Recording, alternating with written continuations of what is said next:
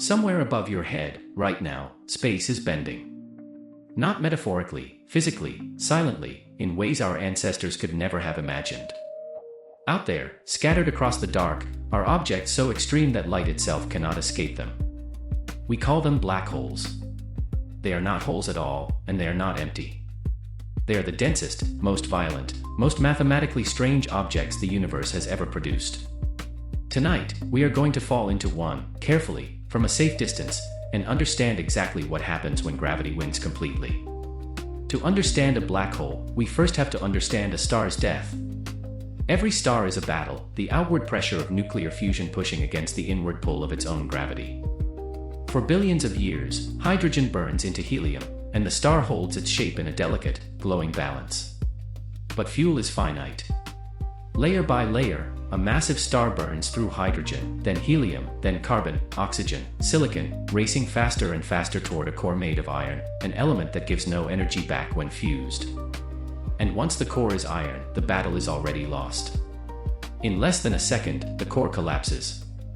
A star that took millions of years to build unravels in an instant. The outer layers slam inward, rebound off the impossibly dense core, and detonate outward in a supernova, briefly outshining an entire galaxy. For a few weeks, one dying star can outshine billions of living ones. But we're not interested in the fireworks. We're interested in what's left behind, hidden at the center of the blast. If the collapsing core is massive enough, more than about 3 times the mass of our Sun, nothing in known physics can stop it. Not the pressure of electrons, not the pressure of neutrons, nothing. The core keeps collapsing, forever, crushing itself into an infinitely small point. Space around it warps so severely that it seals itself off from the rest of the universe. A black hole is born, not an object with a surface, but a region of space where the rules of escape simply stop applying. Every black hole has an event horizon, an invisible boundary in space, not a physical wall. Cross it, and there is no turning back, not because of any force holding you in, but because every possible path forward, even at the speed of light, leads deeper in. Outside the horizon, gravity is just gravity. Inside, distance and time themselves seem to swap roles. The event horizon isn't the black hole, it's the point of no return that surrounds it. At the very center lies the singularity, a place where, according to Einstein's equations, density becomes infinite and spacetime simply breaks. Our best theories of physics, general relativity, and quantum mechanics both stop making sense here. Nobody actually knows what a singularity truly is.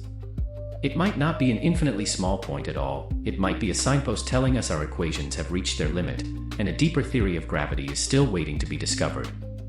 Imagine falling in feet first. Gravity pulls your feet far more strongly than your head, because your feet are closer to the black hole. The difference stretches you, longer, thinner, faster, until you're pulled into a thread of matter barely wider than an atom. Astrophysicists actually call this spaghettification, and it is not a joke. Near a small black hole, it would happen long before you reach the horizon.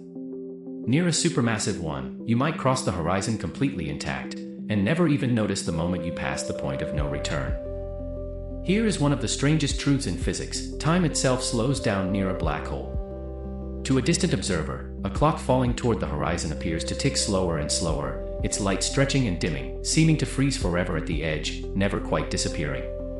But to the person actually falling, time feels perfectly normal. They cross the horizon in a finite, ordinary moment. 2 observers, 2 completely different experiences of the same event. This isn't science fiction, it's a direct, tested consequence of Einstein's general relativity. Black holes themselves are invisible, but the matter falling into them is not. Gas and dust spiral inward, forming a blazing accretion disk, heated by friction to millions of degrees, hot enough to shine in X-rays, brighter than entire galaxies. Some of this material never falls in at all. Instead, it's redirected along magnetic field lines and blasted outward in narrow jets, traveling at nearly the speed of light, stretching for thousands of light years into intergalactic space.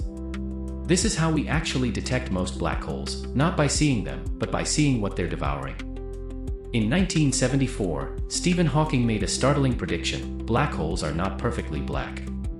Through a strange quantum effect at the event horizon, pairs of particles can briefly appear from empty space, one falling in, one escaping as radiation. Over unimaginable timescales, this slowly drains a black hole's mass and energy. It's called Hawking radiation, and it means every black hole, however slowly, is evaporating. A stellar black hole would take far longer than the current age of the universe to disappear this way, but in principle, nothing lasts forever, not even a black hole. The smallest confirmed black holes form from dying massive stars, weighing anywhere from a few to a few dozen times the mass of our Sun, yet compressed into a region only kilometers wide. Our galaxy alone likely contains tens of millions of them, drifting silently through the dark, most completely invisible unless they're actively feeding on a companion star. We found them by watching stars orbit something we cannot see, dancing with an invisible partner, betrayed only by gravity. Then there are the giants. Supermassive black holes, millions to billions of times the mass of the Sun, sit at the center of nearly every large galaxy, including our own.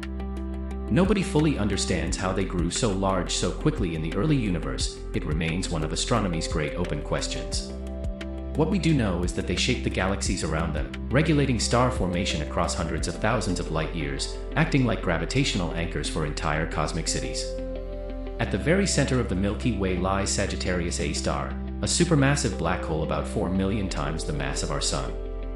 For decades, astronomers tracked stars whirling around an invisible point at incredible speeds, direct, undeniable evidence something monstrous was hiding there.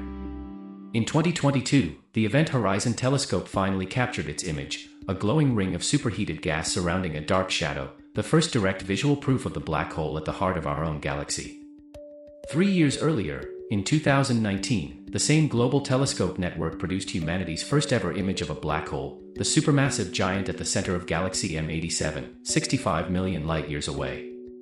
A network of radio telescopes spanning the entire planet worked together as one Earth-sized instrument to capture it.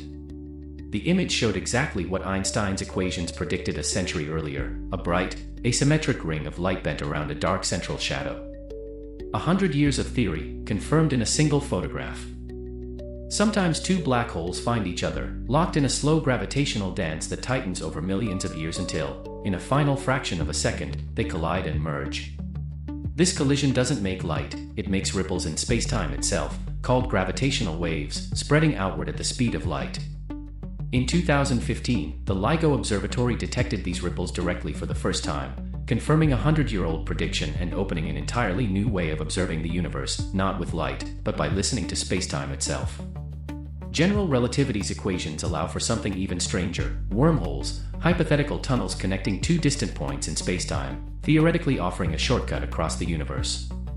So far, they exist only in mathematics. Nothing like a stable, traversable wormhole has ever been observed, and most physicists suspect they'd require exotic matter with negative energy, something we've never detected.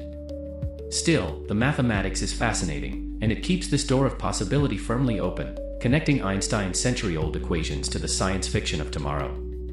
Here's a puzzle that has haunted physicists for 50 years. Quantum mechanics insists that information can never truly be destroyed.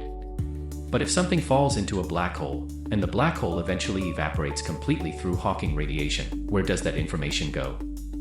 This is the black hole information paradox, and resolving it may require merging general relativity with quantum mechanics into a single theory of quantum gravity, one of the greatest unfinished projects in all of physics. Some equations also permit a strange mirror image of a black hole, a white hole, a region that nothing can enter, but from which matter and light could only ever escape, gravity running in reverse. No white hole has ever been observed, and most physicists consider them purely theoretical curiosities. But they illustrate something important. The mathematics describing black holes is so rich, so strange, that it keeps producing possibilities our universe may or may not have actually chosen to use. We've spent less than a century studying objects that may be as old as the universe itself. From Einstein's chalkboard equations to a literal photograph of a shadow 65 million light-years away, our understanding of black holes has moved from pure theory to direct observation faster than almost any other idea in science. And yet the deepest questions, what truly happens at a singularity, where information really goes, whether space-time itself is fundamental or something more basic still, remain wide open. Black holes are not the end of the story. They may be where the next chapter of physics begins.